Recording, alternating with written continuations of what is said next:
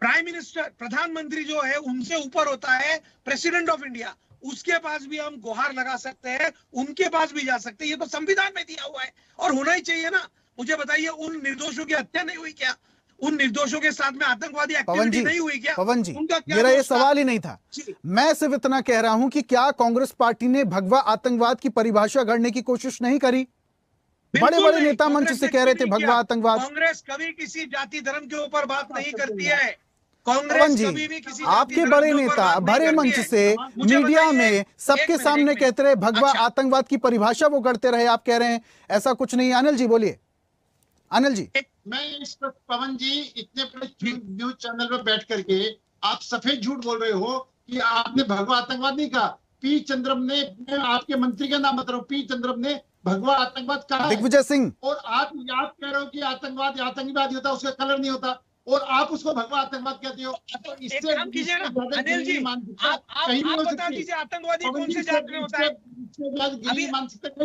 TV में आप झूठ बोल रहा हूँ, तो आप भी तो काला झूठ बोल रहे हैं। आप भी तो काला झूठ बोल रहे हैं अनिल जी।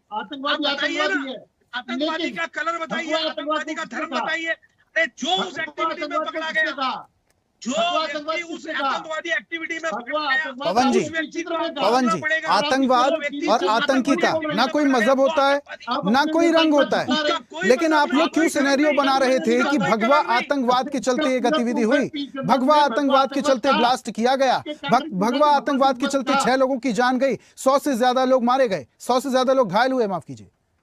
100 से ज्यादा लोग जो घायल हुए उनको न्याय मिलना चाहिए। कोर्ट ने उस बात से डिनाई कर दिया, कहा 95 लोग घायल हुए थे, 6 लोग मारे गए। आतंकवादी होता है, जो लोगों की हत्या करता है वो आतंकवादी, जो लोगों में दहशत पैदा करता है वो आतंकवादी। वो किसी भी जाति धर्म का हो, दुनिया के किसी भी कोने से हो, जो लोगों के ऊपर हत्याएं करेगा, जो लोगों को डिस्ट्रॉय करेगा, जो लोगों को मारेगा, वो आतंकवादी कहते हो। वो आतंकवादी जो लोगों की हत्या करता है, किसी धर्म का क्यों ना हो, लेकिन आप वालों को झूठे आप डिफाइन कीजिए। आप बोलिए मुझे आतंकवादी की कौन सी जात होती है? आप बताइए, नेशनल टेलीविजन के ऊपर आप बैठे, आप जिस तरीके की बात करेंगे, आप मुझे बताइए आतंकवादी का कलर कौन सा है, उनकी जात कौन सी है, बताइए। आप किसी एक जाति धर्म को पवन जी, कांग्रेस के बड़े नेताओं ने भगवा आतंकवाद नहीं कहा, अपनी बयानबाजी में भगवा आतंकवाद का जिक्र नहीं किया। आप मुझे एक बात बताइए, एटीएस के रिपोर्ट में जो लिखा हुआ है वो उन्होंने पढ़ा? एटीएस की, मैं एटीएस की बात नहीं कर रहा हूं, मैं एटीएस की बात नहीं कर रहा हूं। एटीएस आज के समय में सबसे ज्यादा सरकारी एजेंसियों पर सवाल उठाने वाली अगर कोई पार्टी है तो वो कांग्रेस पार्टी है, आपके नेता हैं। एटीएस की बात नहीं कर रहा हूं मैं पवन जी, मैं आपके नेताओं की बात कर रहा हूं। क्या कांग्रेस के बड़े नेताओं ने भगवा आतंकवाद नहीं कहा? मुझे एक बात बताइए, जितने लोग पकड़े गए वो कौन सी जाति धर्म में बिलोंग कर रहे हैं बताइए?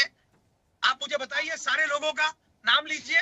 तो आप इनडायरेक्टली हिंदुओं को बोल रहे हैं, समाज से बिलोंग कर रहे हैं। आप इनडायरेक्टली भगवा रंग को हिंदुओं से जोड़ रहे हैं, हरा रंग मुसलमानों से जोड़ेंगे आप। किसी रंग को जोड़ नहीं रहा हूं। रंग की राजनीति शुरू हो जाएगी क्या साहब? बात करते में उसके ऊपर ये काम रहेगा क्या?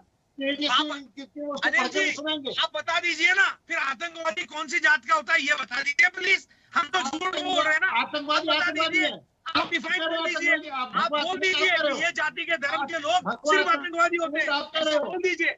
हमारी डेफिनेशन बहुत क्लियर है, हम डिफाइन कर रहे हैं, हम ये बोल रहे हैं कि जो व्यक्ति लोगों को मारता है, हिंसा करता है, क्रूरता करता है वो आतंकवादी, जो लोगों की जान लेता है वो आतंकवादी। क्या गलत बोल रहे हैं आप?